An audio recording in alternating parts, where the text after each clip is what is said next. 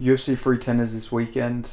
And it's actually a pretty decent card. I didn't actually realize how this is actually a pretty stacked card in 2024. There's some pretty decent fights on here.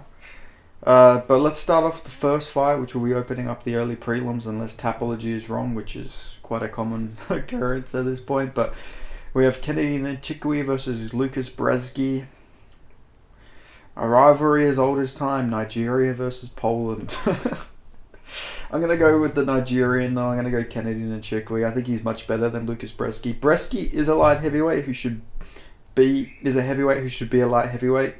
Kennedy Nchikwi was a light heavyweight who should be at heavyweight. Lucas Brzeski is just sort of fat.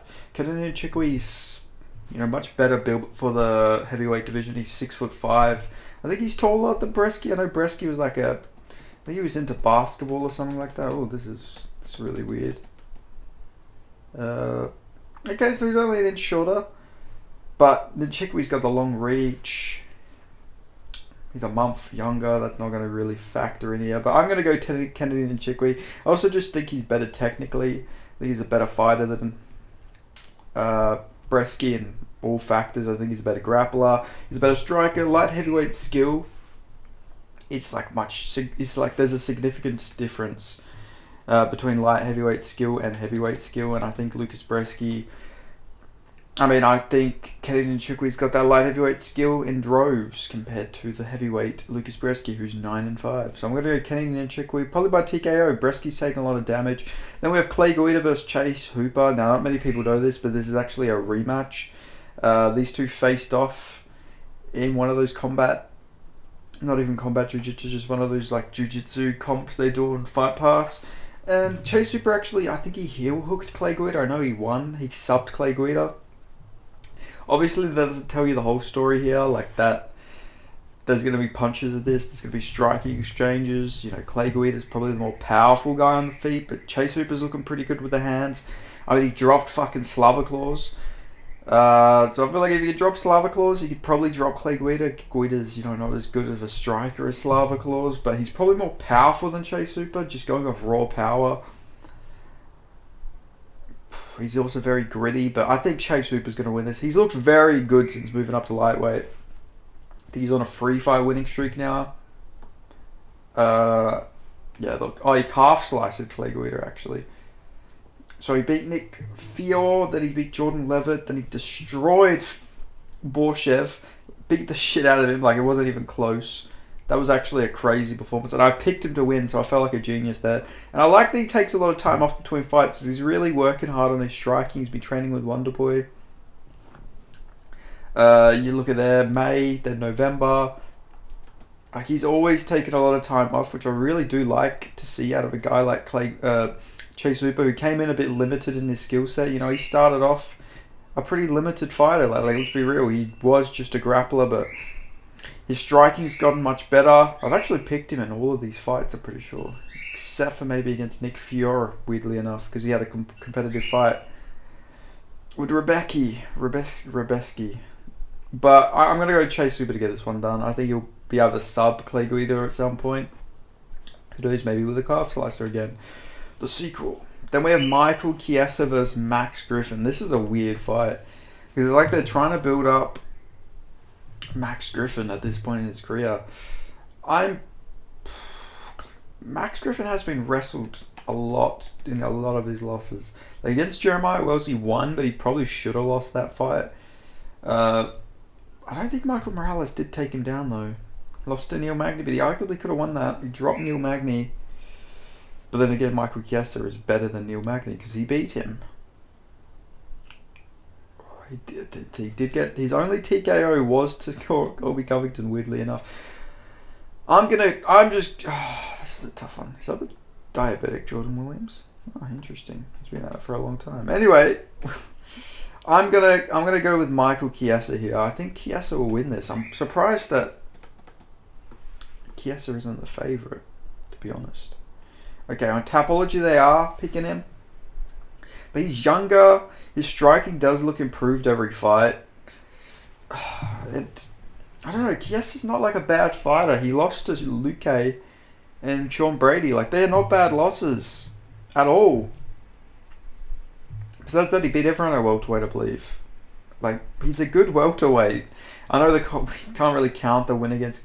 Oh, he also lost to Kevin Holland. I forgot about that. Oh, yeah, that was a bad loss. Like, he got battered, but... Again, RDA is a really good win. I mean, Diego Sanchez, Carlos Condit, they're not good wins at that time period in that time period. But he's beat Beneil Dariush. Like, he is good at welterweight. I think he's better. I think he'll beat Max Griffin here, but it's close. Max Griffin's an underrated fighter. Then we have Cody Durden versus Joshua Van. This is another tough fight. Joshua Van's pretty small for the flyweight division, which is a crazy statement to say. Like, somebody's too small for flyweight. But Cody Durden's like probably stronger, but Joshua Van's very quick. He's gonna have a big speed advantage. Cody Durden's not the fastest fighter. Joshua Van's takedown defense isn't bad, from memory. Those body attacks as well. Cody Durden does slow down a bit. Like, he will be winning a fight, and then he will slow down. I think Joshua Van, second or third TKO is probably a good play here. Good takedown defense. Really loves to rip to the body. Like, if you're ripping to the body like Joshua Van, your opponent's going to gas. And if somebody's already got a bit of a sus gas tank like Cody Durden... Does Cody Durden... I think he has a sus gas tank. And maybe not sus, but he has been shown to slow down. Because he does fight at a high pace as well. So maybe you can't say he has a bad gas tank. But... I don't know. It's always the second round. The second round is where... Well, except for against Muhammad Makayev. I'm going to go Joshua Van. I think Joshua Van can finish him. Let's not also forget he did get chinned by Bruno Silva. He did beat Matt Schnell, but that was like a competitive fight before he got the submission. He didn't even knock him out. So I'm going to go Joshua Van. Both of these guys have taken some damage this year, though. Let's be fair. Then Chris Weidman versus Eric Anders. I'm going Chris Weidman. This is a rebooking. It's now at 195 pounds, which is probably better for Chris Weidman. Probably good for Eric Anders as well. He's not like a small middleweight by any means, but I'm going to say Chris Weidman gets this one done. Probably by TKO. I think Eric Anders is a bit like washed at this point. He did get dropped by Jamie Pickett. He has been taken down a few times. Like, he used to have a pretty good takedown defense, but Chris Weidman's looking good. But also Bruno Silva is like horrible against grapplers, so we'll see how bad Bruno Silva really is. But I'm going to go Chris Weidman here. Then we have Randy Brown versus Brian Battle.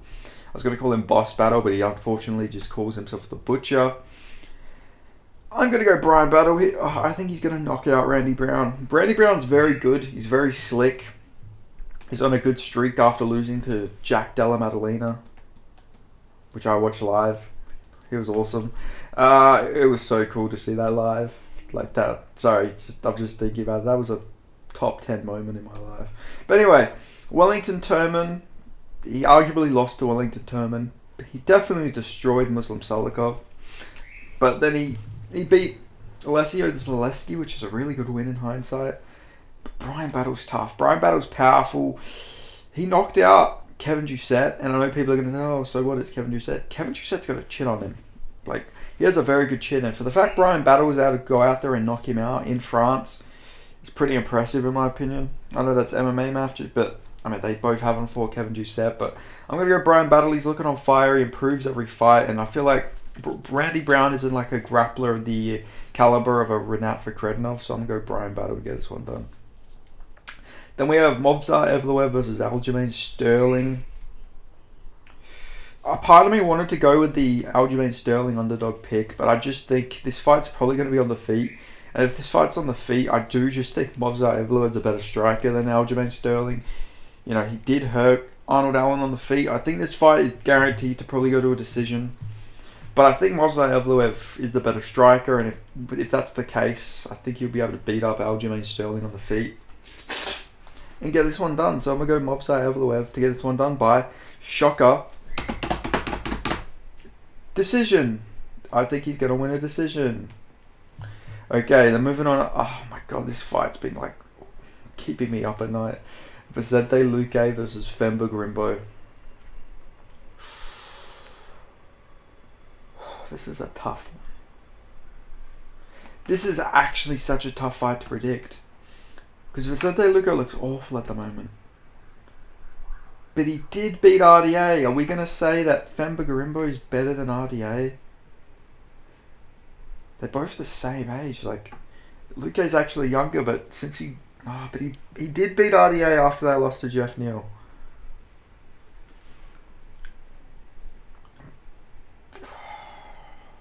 And he could...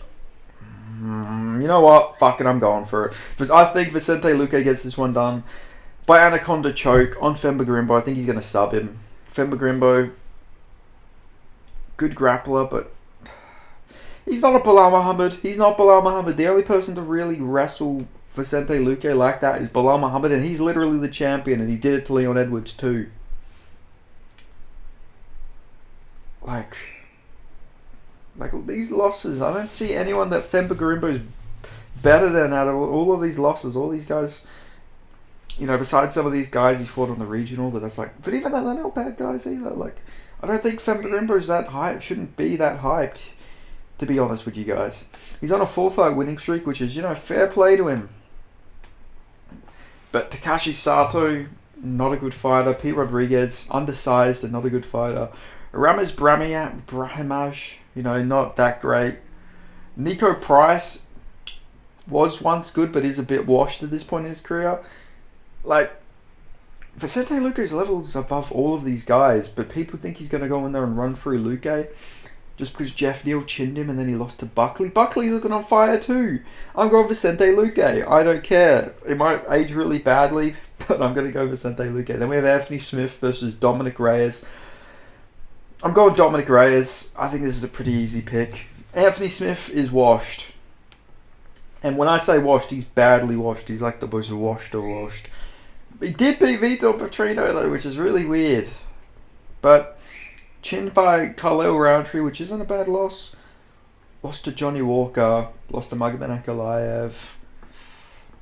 He looks so bad against Roman Dolidze. I'm never picking him again though. I just can't after that Roman Dolidze fight. I'm not picking him until he wins. So I'm going Dominic Reyes to get this one done by TKO. By Anthony Smith going into the turtle position and going in the... What's it called? In the fetal position and getting TKO'd just in the fetal position like he always is. Nate Landwehr versus Doohoo Choi. I'm going Nate the Train in the UFC, baby. I'm going Nate the Train. I think he will beat Doohoo Choi. He's just a dog. I'm prettier than Elvis. And goddamn, I'm handsome. I just Nate the Train in the UFC. Clarksville, stand up. I'm going Nate the Train. I'm sorry, I have to do that every time Nate the Train fights. I'm going Nate the Train. I think he's got this one in the bag. Think he's got this one in the bag, brother? Yeah, Nate the Train, brother. Let's do it. Woo-hoo. Nate the Train, I think, will be able to beat up Doohoo Choi. It'll be a scrap. He'll probably drop Nate the Train, but I think Nate the Train will eventually, you know, show off that dog and eventually get a late finish in the second or third round just by being a dog. Then we have Bryce Mitchell versus Kron Gracie. Why is this on the main card? Why is this fight even happening? Why is Kron Gracie the 106th featherweight in the world getting the number 13 featherweight in the world according to the Tapology rankings? Who's also on a 2-fight losing streak. Makes all the sense in the world. Amazing matchmaking, UFC. I'm going Bryce Mitchell. He dropped Edson Barboza. Like, are people going to forget that? He, with the hand, dropped Edson Barboza. This is Bryce Mitchell's fight. It's Bryce Mitchell's fight to lose, to be honest with you. If he goes full fucking dumbass and, like, I don't know, jumps into a fucking guillotine or something, that's how he loses. But he can win this fight on the feet. Conor Gracie did have some decent, like, Stockton-type boxing, but I don't know, he lost it all against Charles Jourdain for some reason. But I'm going to go Bryce Mitchell, brother. I think he's going to be they're both flat earthers as well, that's worth mentioning. But I'm going to go Bryce Mitchell to get this one done. Then we have Cyril Gane versus Alexander Volkov. Sorry, my nose is really itchy. I got caught in the rain. Oh, this is tough. Because Volkov is looking really good lately. Part of me wants to pick Volkov. But I will go Cyril Gane. I already beat him before. I don't know how passionate Cyril Gane is in this sport anymore. He's filming movies. Declined Tom Aspinall, all this stuff. But I don't know. Volkov's a sneaky good pick, but I'm gonna go Cyril Gane anyway. Then we have Shavkat Rakhmonov versus Ian Machado Gary. This is a hot take, but this fight's not even competitive on the feet. On the feet, Ian Gary is a much better striker, but on the ground, this is also a mismatch because Ian Gary got held down by MVP, and he had really no answer for anything MVP had for him on the ground, which was nothing. He just held him there. The only reason he won that fight is because MVP stood back up. That is literally the whole reason Ian Machado Gary won that split decision over MVP, is because MVP stood him back up. His grappling looked white belt-ish in that fight, which is crazy because he'd be training at shootbox with like Damian Maia and like Charles Oliveira. Like obviously you can't translate skills just by trading with someone like immediately, but like Jesus Christ, you'd think he would be a bit better on the ground than he was against MVP. Like you're getting held down by MVP. That's just a horrible look. Now Shavkat's offensive takedowns are very overrated.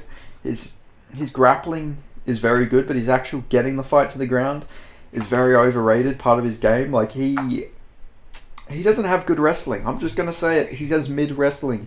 It took him 2 rounds, I think, or maybe he did get him down in the first, but it was like a struggle for him to get down Wonder Boy in that first round.